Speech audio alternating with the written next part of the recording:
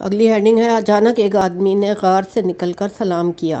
سلمان کہتے ہیں کہ اللہ کی قسم وہ لوگ بھی واقعی ایسے ہی تھے۔ اچانک ایک آدمی ان کے سامنے غار سے نکل کر آیا۔ یہ لمبا آدمی تھا۔ وہ آیا اور سلام کر کے بیٹھ گیا۔ ان سب لوگوں نے اسے گھیر لیا اور میرے ساتھیوں کی اس کے سامنے تعظیم اور بڑائی بتانے لگے۔ میں جن کے ساتھ تھا یہ لوگ توجہ سے اس کی طرف دیکھ رہے تھے۔ اس نے ان لوگوں سے پوچھا کہ تم لوگ کہاں پر تھے؟ ان لوگوں نے اسے خبر دی۔ اس آدمی نے پوچھا کہ تمہارے ساتھ یہ لڑکا کون ہے؟ ان لوگوں نے میری تعریف کی، میری اچھائی بیان کی اور اسے بتایا کہ یہ ہمارے پیچھے آ رہا ہے اور ہماری اتباع کرتا ہے۔ اس آدمی نے اللہ کی حمد و ثنا کی اور خطبہ پڑھا۔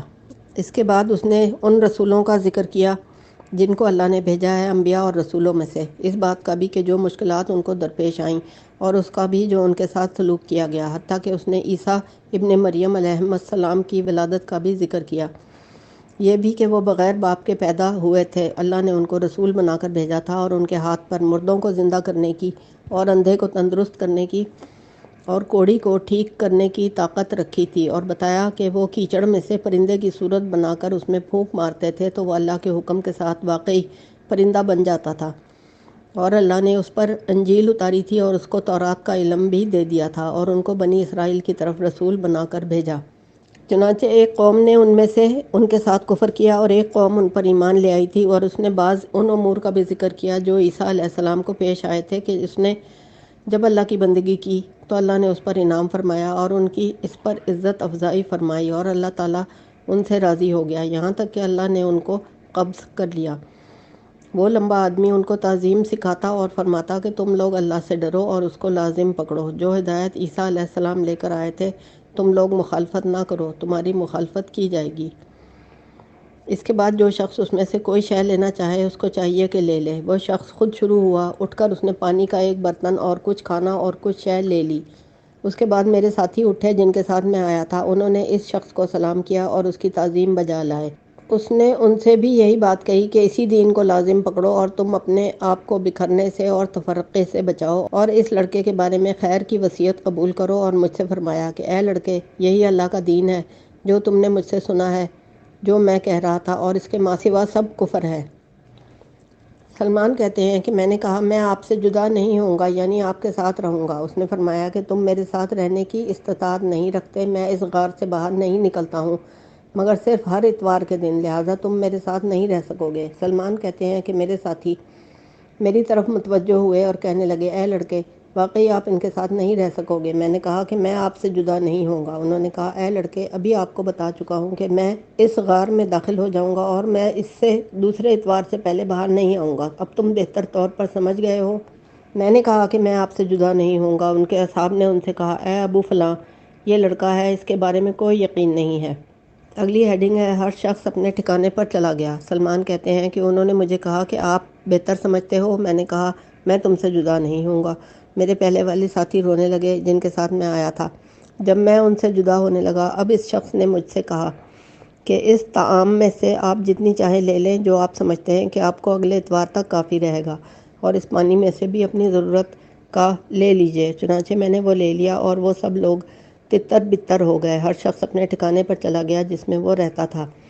میں اس شخص کے پیچھے ہو لیا حتیٰ کہ وہ پہاڑ کی غار میں داخل ہو گیا۔ انہوں نے مجھے کہا کہ آپ کے پاس جو کچھ ہے اس کو رکھ لیجئے اور کھائیے اور پیجیے، اور وہ خود کھڑے ہو کر نماز پڑھنے لگے۔ میں بھی ان کے پیچھے نماز پڑھنے کھڑا ہو گیا۔ وہ میری طرف متوجہ ہوئے اور فرمایا کہ آپ اس کی طاقت نہیں رکھیں گے، لیکن آپ نماز پڑھیں اور سو جائیں اور کھائیں پیئیں۔ میں نے ایسے ہی کر لیا، مگر اس شخص کو میں نے نہ سوتے دیکھا نہ ہی کھاتے پیتے دیکھا، مگر دیکھا یا تو رکوع میں تھے یا سجدے میں۔ دوسرے اتوار تک یہی ہوتا رہا۔ جب اتوار کے روز ہم نے صبح کی تو انہوں نے کہا اٹھائیے اپنا گھڑا اور چلیے۔ چنانچہ میں ان کے ساتھ ان کے پیچھے چلا یہاں تک کہ پہاڑی چٹان پر پہنچ گیا جہاں لوگ ان کا انتظار کر رہے تھے۔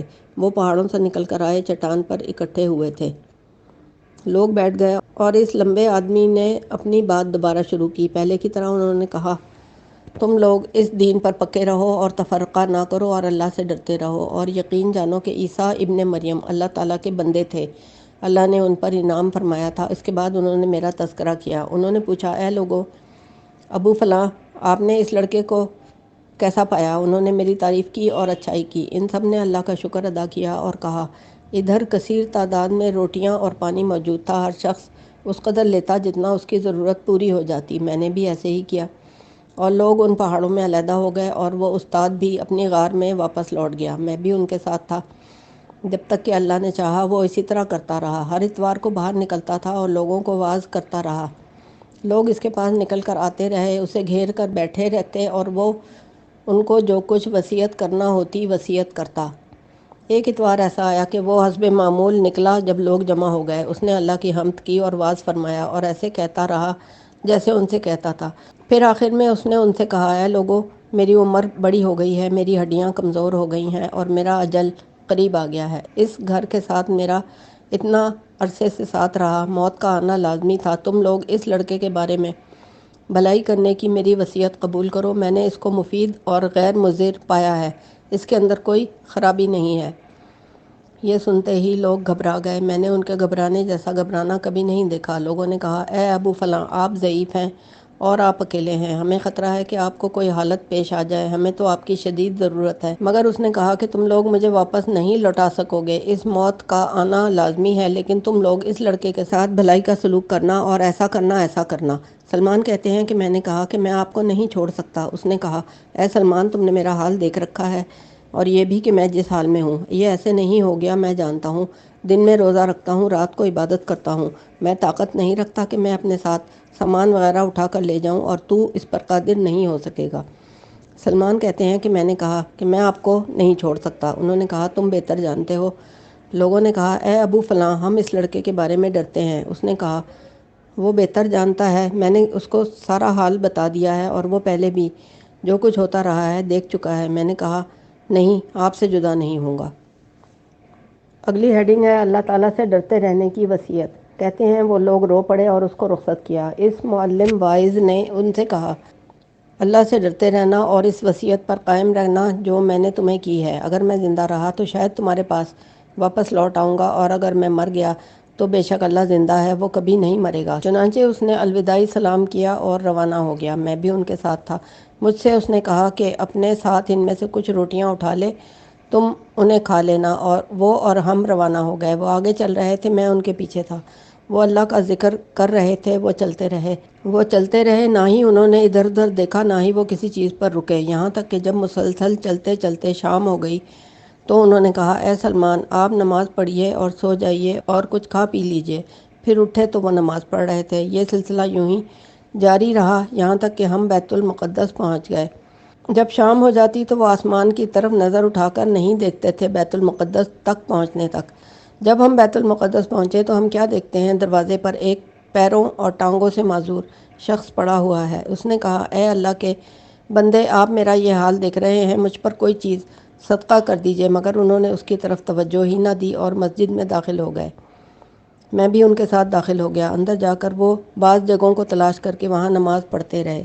اس کے بعد انہوں نے مجھ سے کہا کہ اے سلمان، میں اتنی راتوں سے نہیں سویا ہوں اور نیند کا ذائقہ بھی نہیں چکھا ہے۔ آپ ایسا کرو، میں سو جاتا ہوں، جب سایہ فلاں جگہ تک پہنچ جائے تو مجھے اٹھا دینا۔ اب میں سو رہا ہوں، میں جانتا ہوں کہ اس مسجد میں آرام کر لوں، ورنہ نیند ہی نہیں کروں گا۔ میں نے کہا، ٹھیک ہے، میں جگا دوں گا۔ پھر انہوں نے کہا کہ نیند مجھ پر غالب آ جائے تو آپ مجھے اٹھا دینا جب سایہ فلاں مقام تک پہنچے۔ بس وہ سو گئے۔ میں نے دل میں سوچا کہ اتنے دنوں سے یہ سوئے نہیں ہیں، میں نے یہ منظر خود آنکھوں سے دیکھا ہے، لہٰذا میں ان کو سونے دوں گا، نہیں اٹھاؤں گا، حتیٰ کہ خوب سیر ہو کر نیند کر لیں۔ راستے میں جب ہم پیدل چل رہے تھے، میں بھی ساتھ تھا۔ وہ میری طرف منہ کر کے مجھے واعظ کرتے تھے اور مجھے خبر دیتے تھے کہ میرا رب ہے اور میرے آگے جنت اور جہنم ہے اور حساب و کتاب ہے، اور مجھے تعلیم دیتے تھے اور مجھے ڈراتے تھے جیسے وہ اتوار کے دن لوگوں کو نصیحت کیا کرتے تھے۔ اسی بات کے دوران انہوں نے مجھے یہ بات بتائی کہ اے سلمان، بے شک اللہ عنقریب ایک رسول بھیجیں گے، اس کا نام احمد ہوگا، وہ تہامہ میں ظاہر ہوگا۔ وہ استاد پادری اجمی یعنی غیر عرب تھا، لفظ تہامہ صاف نہیں کہہ سکتا تھا اور محمد بھی صاف نہیں کہہ سکتا تھا۔ اگلی ہیڈنگ ہے، پادری کا سلمان فارسی کو حضور کی اتباع کی نصیحت کرنا۔ اس نے بتایا کہ وہ رسول ہدیہ کی ہوئی چیز کھائے گا لیکن صدقہ کی ہوئی نہیں کھائے گا، اس کے دونوں کندھوں کے درمیان مہر ہوگی، یہی زمانہ ہے، اس کے ظہور کا بس قریب آ چکا ہے۔ بہرحال میں بوڑھا ہو چکا ہوں، میں سمجھتا ہوں کہ میں اس کو نہیں پا سکوں گا۔ اگر تم اس کو پا سکو تو اس کو سچا ماننا اور اس کی اتباع کرنا، میں نے کہا کہ اگرچہ وہ رسول مجھے آپ کا دین چھوڑ دینے کی بات کرے اور جس طریقے پر آپ ہیں اس کو ترک کر دینے کا کہے، پھر بھی میں اس کی اتباع کروں۔ انہوں نے جواب دیا کہ اگر وہ تجھے اس کا حکم دے تو بھی اس کی اتباع کرنا، بے شک حق اسی میں ہوگا جو چیز وہ لے کر آئے گا، اور رحمان کی رضا بھی اسی میں ہوگی جو کچھ وہ کہے گا۔ سلمان کہتے ہیں کہ زیادہ دیر نہیں گزری تھی حتیٰ کہ وہ بیدار ہو گئے گھبرا کر، اللہ کا ذکر کرتے ہوئے کہنے لگے، اے سلمان، سایہ اس جگہ سے گزر گیا لیکن میں نے اللہ کو یاد نہیں کیا۔ کہاں گیا تیرا وہ وعدہ اور وہ ذمہ داری جو تو نے اپنے اوپر کی تھی؟ کہتے ہیں کہ میں نے کہا کہ آپ نے مجھے خبر دی تھی کہ آپ اتنے دن سے نہیں سوئے ہیں، اور میں نے بھی اس میں سے کچھ آپ کو دیکھا ہے۔ میں نے یہ پسند کیا تھا کہ آپ نیند سے پورا فائدہ اٹھا لیں۔ چنانچہ انہوں نے اللہ کا شکر ادا کیا اور وہاں سے نکل پڑے، میں بھی ان کے پیچھے ہو لیا۔ پھر وہ اسی معذور شخص کے پاس سے گزرے تو اس معذور نے کہا، اے اللہ کے بندے، آپ داخل ہوئے تھے تو میں نے آپ سے سوال کیا تھا مگر آپ نے مجھے کچھ بھی نہیں دیا تھا، اب آپ باہر آئے ہیں تو میں نے آپ سے سوال کیا ہے مگر آپ نے اب بھی کچھ نہیں دیا۔ لہٰذا اس عبادت گزار پادری نے کھڑے ہو کر ادھر ادھر دیکھا کہ کوئی دیکھ تو نہیں رہا۔ جب اسے کوئی بھی نظر نہ آیا تو یہ اس معذور کے قریب ہوئے اور اس سے کہا کہ اپنا ہاتھ پکڑاؤ۔ اس نے اپنا ہاتھ اسے دے دیا تو انہوں نے اس سے کہا، کھڑا ہو جا اللہ کے نام کے ساتھ۔ چنانچہ وہ معذور کھڑا ہو گیا، ایسے جیسے کہ وہ باندھی ہوئی رسی سے رہا ہو گیا ہے، بالکل صحیح سالم تھا، اس میں کوئی عیب نہیں تھا۔ لہٰذا انہوں نے اپنا ہاتھ اس سے چھڑایا اور وہاں سے کہیں چلے گئے، نہ کسی طرف مڑ کر دیکھا اور نہ ہی کسی کے پاس کھڑے ہوئے۔ لہٰذا اس معذور نے مجھ سے کہا کہ اے لڑکے، میرے کپڑے اوپر اٹھا دے، میں بھی چلا جاؤں اور اپنے گھر والوں کو خوشخبری سناؤں کہ میں ٹھیک ہو گیا ہوں۔ لہٰذا میں نے اس کے کپڑے اس کو اٹھا کر دے دیے، وہ بھی چلا گیا، مڑ کر میری طرف نہیں دیکھا، اور میں ان کی یعنی پادری کی تلاش میں نکلا۔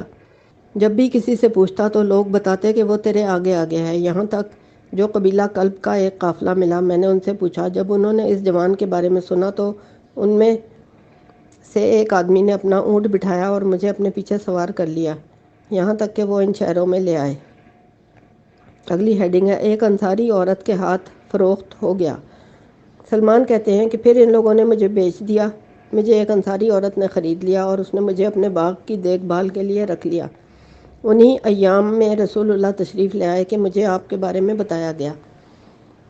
میں نے اپنے باغ سے کچھ سوکھی کھجوریں لی اور ان کو کسی چیز پر رکھا، پھر میں حضور کی خدمت میں آ گیا۔ میں نے ان کے پاس کچھ لوگوں کو بیٹھے ہوئے پایا، ان میں حضور کے قریب تر ابو بکر صدیق بیٹھے تھے۔ میں نے وہ کھجوریں لا کر حضور کے آگے رکھ دیں۔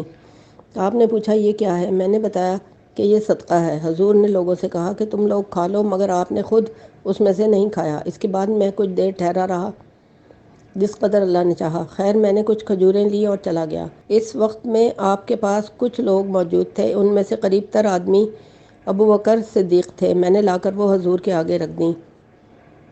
آپ نے پوچھا کہ یہ کیا ہے؟ میں نے بتایا کہ یہ ہدیہ ہے۔ حضور نے بسم اللہ کر کے خود بھی کھایا اور لوگوں نے بھی کھایا۔ اگلی ہیڈنگ ہے، مشرف با اسلام ہو گئے۔ سلمان کہتے ہیں کہ میں نے دل میں سوچا، یہ باتیں اس کی نشانیوں میں سے ہیں۔ میرے ساتھی پادری غیر عرب تھے، وہ تہامہ میں نہیں کہہ سکتے تھے تہمہ اور کہا تھا احمد۔ میں حضور کے پیچھے گھوم کر آیا، حضور میری ادا سمجھ گئے، لہٰذا انہوں نے اپنا کپڑا ڈھیلا کر دیا۔ میں نے دیکھا کہ آپ کی مہر نبوت بائیں کندھے کے کونے کے پاس تھی۔ میں نے اس کو واضح طور پر دیکھ لیا۔ اس کے بعد میں گھوم گیا یہاں تک کہ میں آپ کے سامنے بیٹھ گیا۔ اب میں نے کہا، اشہد ان لا الہ الا اللہ وانک رسول اللہ۔ حضور نے کہا کہ آپ کون ہیں؟ میں نے کہا کہ غلام ہوں۔ پھر میں نے اپنی بات حضور کو بتائی اور اس پادری کی بھی جس کے ساتھ تھا، اور یہ بھی بتایا کہ جو کچھ اس نے مجھے حکم دیا تھا۔ حضور نے پوچھا کہ تم کس کے غلام ہو؟ میں نے بتایا ایک انصاری عورت کے، اس نے مجھے اپنے باغ میں مالی رکھا ہوا ہے۔ حضور نے فرمایا، اے ابو بکر۔ انہوں نے عرض کی، لبیک یا رسول اللہ۔ آپ نے فرمایا کہ آپ اس کو خرید لیجئے۔ لہٰذا ابو بکر صدیق نے مجھے خرید کر آزاد کر دیا۔ میں ٹھہرا رہا جب تک اللہ نے ٹھہرانا چاہا، پھر میں حضور کے پاس آیا، میں نے سلام کیا اور آپ کے سامنے بیٹھ گیا۔ میں نے کہا، یا رسول اللہ، آپ نصارہ کے دین کے بارے میں کیا فرماتے ہیں؟ حضور نے فرمایا کہ نہ ان میں کوئی چیز ہے، نہ ان کے دین میں کوئی چیز ہے۔ اس بات سے میرے اندر بڑا عظیم وہم داخل ہو گیا۔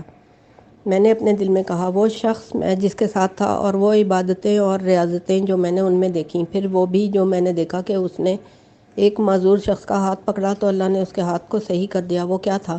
کیا واقعی ان میں کوئی خیر کی بات نہیں ہے اور نہ ہی ان کے دین میں ہے؟ میں واپس لوٹ گیا اور میرے دل میں وہ بہت سارے خیالات آئے جو اللہ تعالیٰ نے چاہا، لہٰذا اللہ تعالیٰ نے نبی کریم پر یہ آیت نازل فرمائی، ترجمہ: یہ اس وجہ سے ہے کہ ان میں سے بعض علماء ہیں اور راہب درویش ہیں اور وہ تکبر نہیں کرتے۔ سورہ مائدہ۔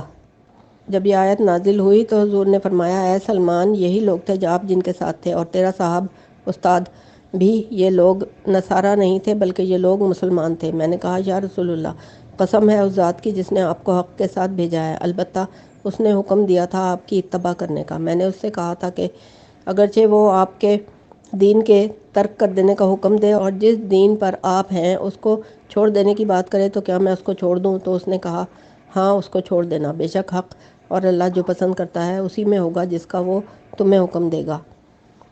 حاکم نے مستدرک میں اس روایت کو نقل کیا ہے کہ یہ حدیث صحیح ہے، عالی ہے۔ سلمان فارسی کے اسلام کے ذکر کے بارے میں بخاری نے اس کو نقل کیا۔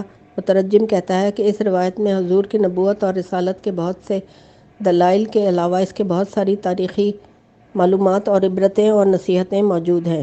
نمبر 2، ہمیں خبر دی ابو عبداللہ حافظ نے اور ابو بکر احمد بن حسن قاضی نے۔ وہ کہتے ہیں کہ مجھے حدیث بیان کی ہے سلمان فارسی نے۔ وہ فرماتے ہیں کہ میں اہل فارس میں سے تھا، اہل اصفہان میں سے بستی کا باسی تھا جس کو حجی کہتے تھے۔ میرا والد کسان تھا، اپنی زمین پر کام کرتا تھا اور وہ مجھ سے شدید محبت کرتا تھا۔ اس قدر محبت اس کو نہ مال سے تھی نہ دیگر اولاد سے۔ اتنی محبت تھی کہ اس نے مجھے گھر میں روک رکھا تھا جیسے کوئی لڑکی کو گھر میں روک کر رکھتا ہے۔ میں نے مجوسیت میں بڑی محنت کی تھی، یہاں تک کہ میں آگ بھڑکانے والا قطن بن گیا تھا جو آگ کو مستقل جلائے رکھے، بجھنے نہ دے۔ مجوسیوں میں وہ قابل تعظیم اور احترام ہوتا تھا کیونکہ وہ آگ کا خادم ہوتا تھا، کیونکہ مجوسی آگ کی تعظیم کرتے ہیں اور اس کی عبادت کرتے ہیں۔ سلمان فرماتے ہیں کہ میں قطن ہو گیا تھا جو آگ کو جلائے رکھتا ہے، بجھنے نہیں دیتا ایک لہجے بھی۔ میں یہ کچھ جانتا تھا، لوگوں کے بارے میں کچھ نہیں جانتا تھا، بس اپنے کام کو جانتا تھا۔ میرے والد نے ایک گھر بنانا شروع کیا، اس میں ان کی مصروفیت تھی۔ ایک دن انہوں نے مجھے بلا کر کہا: اے بیٹے، میں یہاں پر مصروف ہوں، آپ زمین پر چلے جائیں، وہاں اس کی دیکھ بھال بھی ضروری ہے، آپ وہاں جا کر کام کرنے والوں سے کام کروائیں۔ میں اگر وہاں چلا گیا تو یہاں پر کام رک جائے گا۔ چنانچہ میں وہاں جانے کے لیے گھر سے نکلا، راستے میں عیسائیوں کے ایک کنیسہ کے پاس سے گزرا تو میں نے ان لوگوں کی آواز سنی۔ میں نے پوچھا کہ یہ کیا ہے؟ لوگوں نے بتایا کہ عیسائی نماز پڑھ رہے ہیں۔ میں ان کو دیکھنے کے لیے اس کے اندر چلا گیا۔ میں نے جو ان کا حال دیکھا تو مجھے حیرانی ہوئی۔ اللہ کی قسم میں وہیں بیٹھا رہ گیا حتیٰ کہ سورج غروب ہو گیا۔ میرے والد نے میری تلاش میں ہر طرف بندے بھیج دیے۔ میں شام کو گھر واپس آ گیا، زمینوں پر نہیں گیا۔ میرے والد نے پوچھا کہ تم کہاں رہے؟ میں نے تمہیں ایسے ایسے نہیں کہا تھا؟ میں نے ان کو بتایا کہ ابا جان، میں کچھ لوگوں کے پاس سے گزرا، ان کو نصارہ کہتے ہیں، مجھے ان کی نماز اور ان کی دعائیں اچھی لگی تھی، میں ان کو دیکھنے کے لیے بیٹھ گیا تھا کہ دیکھوں وہ کیا کرتے ہیں۔ والد نے کہا: بیٹا، تیرا دین اور تیرے باپ دادا کا دین ان سے بہتر ہے۔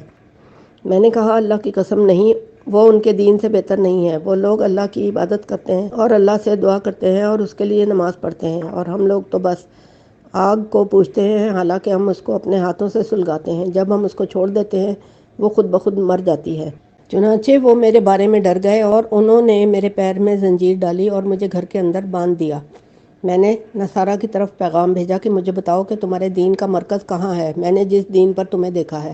انہوں نے بتایا کہ ملک شام میں ہے۔ میں نے کہا کہ جب تمہارے پاس وہاں سے کچھ لوگ آئیں تو مجھے بتلا دینا۔ انہوں نے کہا کہ ہم ضرور بتائیں گے۔ چنانچہ ان کے پاس وہاں سے کچھ تاجر آئے اور انہوں نے میرے پاس پیغام بھیجا کہ ہمارے ہاں ہمارے تاجروں میں سے کچھ تاجر آئے ہیں۔ میں نے ان کو پیغام بھیجا کہ جب وہ اپنے کام سے فارغ ہو کر واپس جانے کا ارادہ کریں تو مجھے آگاہ کریں۔ انہوں نے کہا: ٹھیک ہے، ہم بتا دیں گے۔ لہٰذا انہوں نے جب اپنا کام کر لیا اور جانے کا پروگرام بنایا تو ان لوگوں نے مجھے آگاہ کر دیا۔ میں نے وہ بیڑیاں پھینک دیں جو میرے پیروں میں لگی ہوئی تھیں اور میں ان لوگوں کے پاس پہنچ گیا اور میں ان کے ساتھ روانہ ہو گیا حتیٰ کہ ہم لوگ شام کے ملک میں پہنچ گئے۔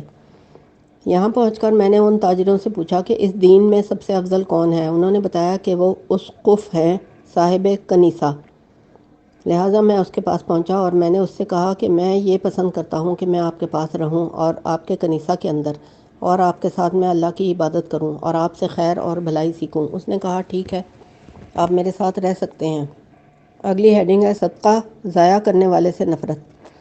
کہتے ہیں کہ پھر میں اس کے ساتھ رہنے لگا، مگر وہ پادری برا انسان تھا۔ وہ لوگوں کو صدقہ کرنے کا حکم کرتا تھا اور ان کو اس کی ترغیب دیتا تھا۔ وہ جب اس کے پاس صدقات جمع کرتے تھے تو وہ انہیں گاڑ دیتا تھا۔ صدقات مسکین کو نہیں دیتا تھا، لہٰذا مجھے اس سے شدید بغض اور نفرت ہو گئی تھی، اس لیے کہ میں نے اس کا حال دیکھا تھا۔ وہ زیادہ عرصہ نہ رہ سکا بلکہ وہ مر گیا۔ جب عیسائی لوگ دفن کرنے کے لیے آئے تو میں نے ان کو بتایا کہ یہ برا آدمی تھا، تم لوگوں کو یہ صدقے کی ترغیب دیتا تھا اور حکم کرتا تھا، جب تم لوگ اس کے پاس جمع کرواتے تھے تو وہ اس کو جمع کر کے گاڑ دیتا تھا اور وہ مال مسکینوں کو نہیں دیتا تھا۔ انہوں نے پوچھا کہ کیا نشانی ہے اس کی؟ میں نے کہا کہ تمہیں اس کا خزانہ نکال کر دوں گا۔ انہوں نے کہا کہ لاؤ۔ چنانچہ میں نے ان کے سامنے 7 مٹکے سونے اور چاندی کے بھرے ہوئے نکال کر دیے۔ انہوں نے جب یہ دیکھے کہنے لگے، اللہ کی قسم اس کو کبھی دفن نہیں کیا جائے گا۔ لہٰذا انہوں نے اس کو لکڑیوں کے اوپر پھانسی چڑھا دیا اور اس کو پتھر مارے اور دوسرے آدمی کو لے آئے اور اس کو اس برے آدمی کی جگہ مقرر کر دیا۔ اللہ کی قسم اے ابن عباس، میں نے ایسا آدمی کبھی نہیں دیکھا، 5 نمازیں پڑھتا تھا۔ میں نے اس سے زیادہ محنت کرنے والا شخص نہیں دیکھا اور نہ ہی اس سے زیادہ زاہد اور دنیا سے بے رغبت کوئی انسان دیکھا، اور نہ ہی رات دن کے اندر اس سے زیادہ عبادت کرنے والا کوئی انسان دیکھا۔ مجھے یاد نہیں کہ میں نے اس سے زیادہ کسی چیز کو محبوب رکھا ہو۔ اس سے قبل میں ہمیشہ اس کے ساتھ ساتھ رہا حتیٰ کہ اس کی وفات ہو گئی۔ جب وفات ہونے لگی تو میں نے اس سے کہا، اے فلاں، آپ کو تو اللہ کا حکم آن پہنچا ہے جیسے آپ دیکھ رہے ہیں، اور میں اللہ کی قسم آپ سے شدید محبت کرتا ہوں، اس قدر کہ اتنی محبت کسی چیز سے نہیں کرتا ہوں۔ آپ یہ بتائیں کہ آپ مجھے کیا حکم دیتے ہیں اور مجھے کس کے پاس جانے کی وصیت کرتے ہیں؟ اس نے کہا، اے بیٹے، اللہ کی قسم میں کسی اچھے آدمی کو تو نہیں جانتا، ہاں ایک آدمی ہے، موصل شہر میں رہتا ہے، آپ اس کے پاس چلے جانا، ان کو آپ میرے حال کی مثل پائیں گے۔ جب وہ پادری مر گیا اور دفن کر دیا گیا تو میں موصل شہر چلا گیا۔ میں وہاں کے پادری کے پاس پہنچا۔ واقعی اس کو میں نے محنت، کوشش اور دنیا سے بے رغبتی میں پہلے والا جیسا پایا۔ میں نے اس سے کہا کہ مجھے فلاں نے آپ کے پاس بھیجا تھا کہ میں آپ کے پاس آؤں اور آپ کے پاس رہوں۔ اس نے کہا، بیٹے ٹھیک ہے، آپ میرے ساتھ رہ جاؤ۔ میں اس کے پاس ٹھہرا رہا، ان کے دوست کے حکم کے مطابق، حتیٰ کہ اس کو بھی وفات آن پہنچی۔ میں نے کہا کہ مجھے فلاں نے آپ کی طرف وصیت کی تھی اور آپ کے اوپر بھی اللہ کا حکم آن پہنچا ہے جو آپ دیکھ رہے ہیں، آپ مجھے کس کے پاس جانے کی وصیت کریں گے؟ اس نے کہا کہ اللہ کی قسم میں کوئی بہتر نہیں جانتا اے میرے بیٹے، مگر ایک آدمی ہے مقام نصیبین میں، وہ ہم لوگوں کے طریق پر ہے، تم اس کے پاس چلے جانا۔ جب ہم نے اسے دفن کر دیا تو میں دوسرے کے پاس پہنچ گیا۔ میں نے اس سے کہا، اے فلاں، مجھے فلاں شخص نے فلاں کی طرف وصیت کی تھی اور فلاں نے آپ کی طرف وصیت کی تھی۔ اگلی ہیڈنگ ہے صاحب عموریہ کی خدمت میں۔ اس نے کہا، آ جائیے اے بیٹے۔ میں اس کے پاس رہنے لگا۔ وہ انہی لوگوں کے حال پر تھا حتیٰ کہ اس کو وفات آ گئی۔ میں نے اس سے کہا، اے فلاں، بات یہ ہے کہ آپ کے اوپر اللہ کا حکم آ چکا ہے جیسے آپ دیکھ رہے ہیں، اور مجھے فلاں شخص نے فلاں کی طرف وصیت کر کے بھیجا تھا اور اس نے فلاں کی طرف وصیت کر کے بھیجا تھا اور اس نے آپ کی طرف بھیجا تھا، آپ کس کی طرف مجھے وصیت کریں گے؟ اس نے کہا، اے بیٹے، اللہ کی قسم میں نہیں جانتا کوئی آدمی جو ہمارے طریقے پر ہو، ہاں ایک آدمی ہے مقام عموریہ میں، ارض روم میں، آپ ان کے پاس چلے جائیں، آپ اس کو اسی طور طریقے پہ پائیں گے جیسے ہم ہیں۔ جب ہم نے اس کو دفن کر لیا تو میں روانہ ہو کر مقام عموریہ میں پہنچا، صاحب عموریہ کے پاس گیا۔ میں نے اس کو پہلوں کے حال پر پایا۔ میں اس کے پاس ٹھہر گیا اور میں نے محنت مزدوری کی حتیٰ کہ میری اپنی گائے بکریاں ہو گئیں اور صاحب عموریہ کی بھی وفات ہو گئی۔ جب وہ مرنے لگے تو میں نے ان سے پوچھا، اے فلاں، مجھے فلاں کے پاس اور اس نے فلاں کے پاس اور اس نے آپ کے پاس بھیجا تھا، اور آپ کے اوپر اللہ کا حکم آ چکا ہے جیسے آپ دیکھ رہے ہیں، آپ مجھے کس کی طرف وصیت کرتے ہیں؟ اس نے کہا، اے بیٹے، اللہ کی قسم میں اس کو نہیں جانتا کہ کوئی ایک باقی رہا ہو اس حالت پر جس پر ہم تھے، کہ جس کے بارے میں تم سے کہوں کہ فلاں کے پاس چلے جاؤ، لیکن ایسا زمانہ قریب آ چکا ہے جس میں سرزمین حرم میں ایک نبی مبعوث ہوگا، اس کی جائے ہجرت 2 گرم پہاڑوں کے درمیان شور زمین یا گندک والی زمین، کھجوروں کی زمین ہوگی۔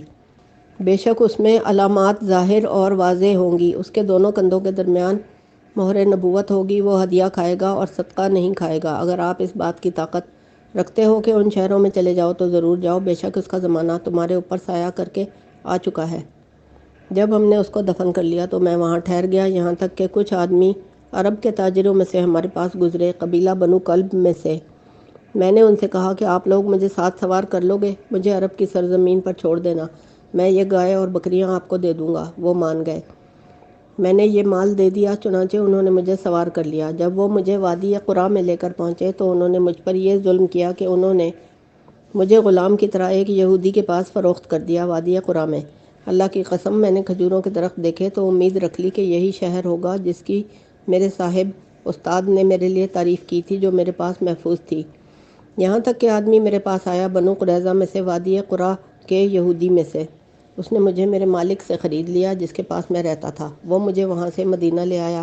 اللہ کی قسم مدینہ تو ایسا ہے کہ جب میں نے اس کو دیکھا تو اس کی نشانی پہچان گیا، لہٰذا میں غلامی میں ہی رہنے لگ گیا اپنے مالک کے پاس۔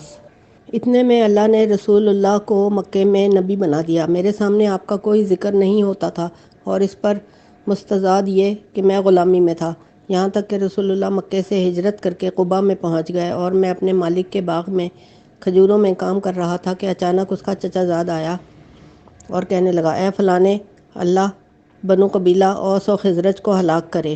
اللہ کی قسم وہ قبیلے میں ایک آدمی کے پاس جمع ہے جو مکے سے آیا ہے۔ وہ لوگ دعویٰ کر رہے ہیں کہ وہ نبی ہے۔ اللہ کی قسم نہیں ہے وہ مگر وہی جو میں نے سن رکھا ہے۔ یہ بات سنتے ہی مجھ پر کپ کپی طاری ہو گئی، یہاں تک کہ میں نے گمان کیا کہ میں اپنے مالک پر گر جاؤں گا۔ میں کھجور سے اترا، میں کہہ رہا تھا کہ یہ کیسی خبر ہے، یہ کیا ہے؟ چنانچہ میرے مالک نے اپنا ہاتھ اٹھایا اور مجھے سخت مکہ مارا اور کہنے لگا کہ تمہیں اس شخص سے یعنی نبی رسول سے کیا غرض؟ چلو اپنے کام کو دیکھو۔ میں نے کہا کوئی بات نہیں ہے، میں نے تو ایک خبر سنی تھی، میں نے چاہا کہ اس کو جان سکوں۔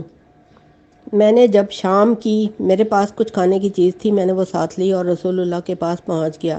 وہ قبا میں تھے۔ میں نے جا کر کہا کہ مجھے خبر ملی تھی کہ آپ نیک آدمی ہیں اور آپ کے ساتھ غریب اور مسافر ساتھی بھی ہیں۔ میرے پاس تھوڑا سا صدقہ تھا، میں نے دیکھا کہ آپ لوگ اس کے زیادہ حقدار ہیں اس شہر میں، لیجئے وہ یہ ہے، یہ سب اس میں سے ہے۔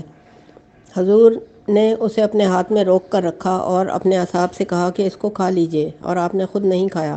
میں نے اپنے دل میں سوچا یہ ایک صفت ہے اس میں سے جو میرے سامنے استاد نے مجھے بتائی تھی کہ وہ آخری نبی ہدیہ کھائے گا اور صدقہ نہیں کھائے گا۔ پھر میں لوٹ آیا اور حضور قبا سے مدینہ میں آ گئے۔ پھر میں نے کوئی چیز جمع کی اور جو میرے پاس تھی، پھر میں اسے حضور کی خدمت میں لے آیا۔ میں نے کہا یا رسول اللہ، میں نے دیکھا تھا کہ آپ صدقہ نہیں کھاتے، یہ میرے پاس ہدیہ ہے اور اکرام ہے، صدقہ نہیں ہے، لہٰذا رسول اللہ نے خود بھی کھایا اور آپ کے اصحاب نے بھی کھایا۔ میں نے دل میں سوچا کہ یہ دو صفات ہو گئیں جو مجھے بتائی گئی تھیں۔ اس کے بعد رسول اللہ کے پاس آیا، وہ جنازے کے ساتھ چل رہے تھے، میرے اوپر دو چادریں لپٹی ہوئی تھیں، حضور اپنے اصحاب میں تھے۔ میں حضور کے پیچھے گھومنے لگا تاکہ میں آپ کی پیٹھ پر مہر نبوت دیکھ سکوں۔ حضور نے مجھے دیکھ لیا کہ میں پیچھے ہو رہا ہوں تو سمجھ گئے کہ میں کسی چیز کو تلاش کر رہا ہوں جو مجھے بتلائی گئی ہے، لہٰذا حضور نے اپنے کندھے سے اپنی چادر ہٹائی۔ میں نے مہر دیکھی آپ کے دونوں کندھوں کے درمیان، جیسے میرے استاد نے مجھے بتلائی تھی، چنانچہ میں اس مہر پر اوندھا ہو کر بوسہ دینے اور رونے لگ گیا۔ حضور نے فرمایا، اے سلمان، آگے گھوم کر آ جائیے۔ میں گھوم کر آگے بیٹھ گیا۔ میں پسند کرتا ہوں کہ حضور کے اصحاب حضور سے میری کہانی سنیں، لہٰذا میں نے اپنی آپ بیتی بیان کی، اے ابن عباس، جیسے میں نے تجھے بیان کی ہے۔ جب میں فارغ ہوا تو رسول اللہ نے فرمایا، اے سلمان، مکاتبت کر۔ چنانچہ میں نے اپنے مالک کے ساتھ 300 کھجوروں پر مکاتبت کی کہ وہ درخت لگا دوں گا اور 40 اقیہ کھجوریں بھی۔ چنانچہ رسول اللہ کے اصحاب نے میری اعانت فرمائی، کھجوروں کے ساتھ 30 گچھے کھجور کے کسی نے دیے، کسی نے 20، کسی نے 10، ہر شخص نے دیے حتیٰ کہ جتنا کسی کے پاس تھے۔ رسول اللہ نے فرمایا کہ اے سلمان، تم ساری کھجوریں جمع کرو، میں خود آ کر زمین میں لگاؤں گا، جب فارغ ہو جاؤ تو بتا دینا۔ میں نے لا کر رکھ دیں۔ میرے ساتھیوں نے میری مدد کی، میں نے ان کے کھڈے بھی کھود دیے جہاں لگانی تھیں۔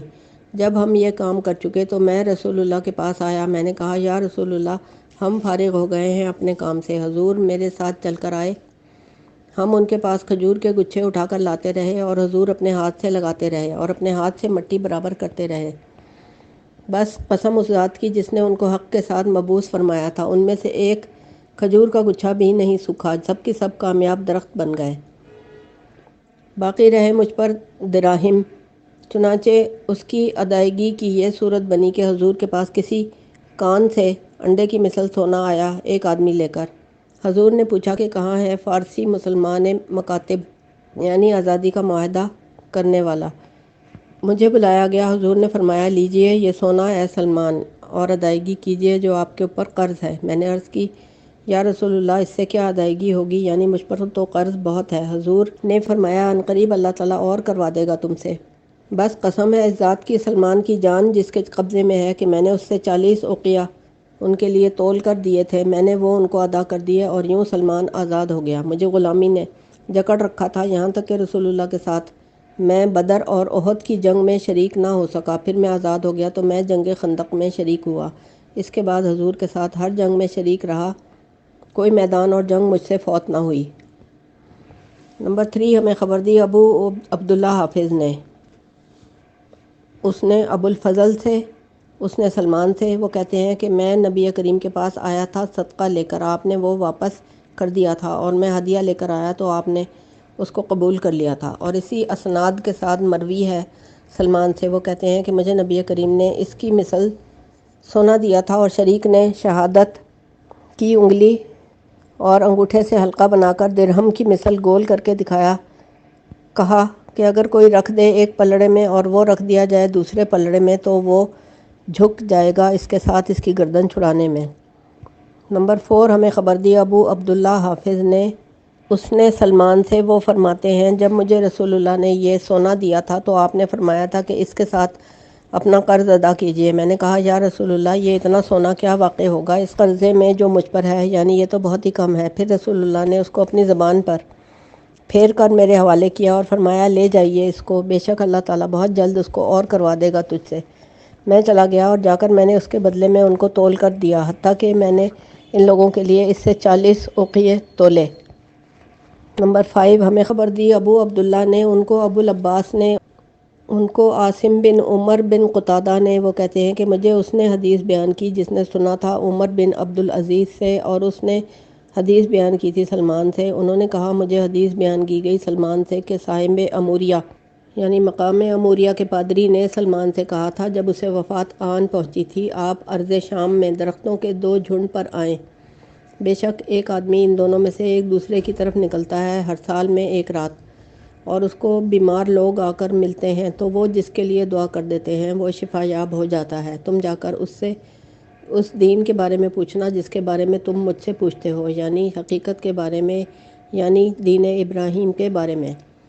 سلمان کہتے ہیں کہ میں روانہ ہوا یہاں تک کہ میں نے وہاں سال بھر تک قیام کیے رکھا، حتیٰ کہ سال بعد اس رات کو وہ ایک جھنڈ سے درسے کی طرف نکلا تو وہ چونکہ معلوم کر کے اور چھپ کر نکلتا تھا، وہ نکلا تو لوگ مجھ پر غالب آ گئے اس پر، حتیٰ کہ وہ اس جھنڈ میں داخل ہو گیا جس میں داخل ہونا تھا، حتیٰ کہ نہ باقی رہا تھا اس میں سے مگر صرف اس کا کندھا، لہٰذا میں نے اس کو پکڑ لیا اور میں نے کہا کہ اللہ تعالیٰ آپ کے اوپر رحم فرمائے، حقیقت دین ابراہیم کیا ہے؟ اس نے کہا بے شک آپ ایسی چیز کے بارے میں پوچھ رہے ہیں جس چیز کے بارے میں اس دور میں لوگ نہیں پوچھتے، تحقیق تجھے ایک نبی سایہ کر کے آ گیا ہے، یعنی قریب آ چکا ہے اس کا وقت، وہ اس بیت اللہ اور حرم کے پاس ظاہر ہوگا، وہ اسی دین کے ساتھ بھیجا جائے گا۔ جب سلمان نے یہ بات رسول اللہ سے ذکر کی تھی تو آپ نے فرمایا تھا سلمان اگر تم مجھے یہ بات سچی بتا رہے ہو تو تم نے عیسیٰ بن مریم کو دیکھا ہے۔ نمبر 6 ہمیں خبر دی ابو عبداللہ حافظ نے، وہ کہتے ہیں کہ ہمیں حدیث بیان کی، ان کو معتمر بن سلیمان نے اپنے والد سے، اس نے ابو عثمان سے، اس نے سلمان فارسی سے کہ انہوں نے 10 سے زیادہ کچھ ربیوں کی خدمات حاصل کی تھیں، یعنی کہ ایک ربی سے دوسرے ربی تک، یعنی عیسائی عالم اور پادری یا عبادت گزار زاہد تارک الدنیا لوگ۔